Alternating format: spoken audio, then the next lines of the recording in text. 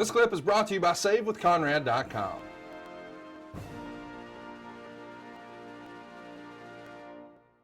Let's do some questions. Instagram a wrestling historian wants to know, why didn't they make this an hour instead?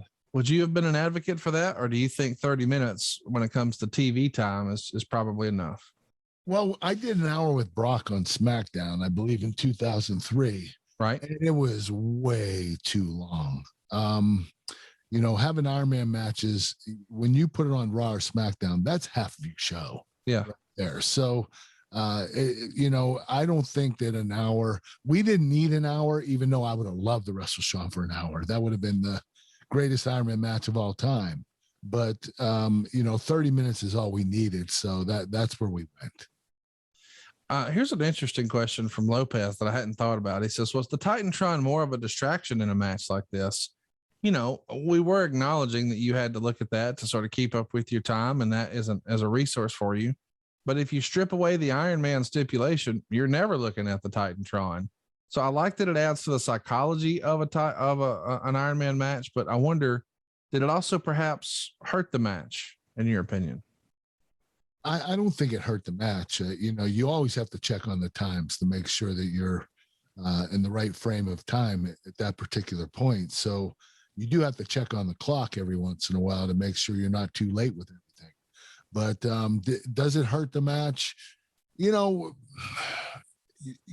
have to make it perfectly clear that what time is left, even for the fans, for them to understand the psychology. Because if you didn't show the timer and the fans didn't see it and we didn't see it, then there's no psychology to it. There's no, you don't know when it's going to finish, and you don't know how much time is left. So that's pretty difficult. One last one. This one's from Jay Newsman. And I got to say, I never even considered this, but since you just laid the groundwork and said, well, Cena knocked 2 of my teeth out once. How did the Sweet Chin music feel? I guess what he's asking is, did Shawn ever get you with one by accident? No, he is not stiff. You don't even feel it. It barely touches you. That's what makes him such a pro.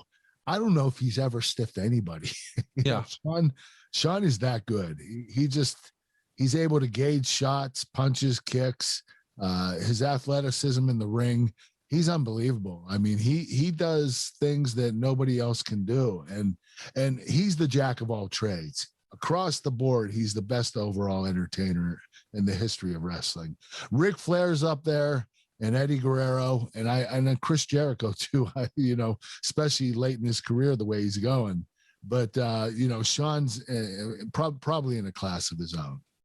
When we're talking about Chris Jericho and late in his career and all this, as you and I are recording this, AEW just put on a 30-minute match themselves that went to a draw. And a lot of people thought that was a dream match. Bryan Danielson, his first match in AEW away from WWE, and Kenny Omega, the AEW world champion. Did you have a chance to see their 30-minute match earlier this week? No, not yet, but I'm going to watch it. I know that had to be phenomenal. I can't wait to get your take on it someday, because 30-minute matches on TV are really a rarity. It is. But who better than those two? And of course, back in 2005, who better than Kurt Angle and Kenny Omega? But I know. Hey, it's Conrad Thompson. Thanks for checking out the podcast here on YouTube. Be sure to hit the subscribe button and the notifications bell so you get a notice anytime we upload some new content. And go save yourself some money right now. If you're in a 30-year loan or you have credit card debt, it's not a matter of if I can save you money. It's a matter of how much. Find out right now for free at SaveWithConrad.com.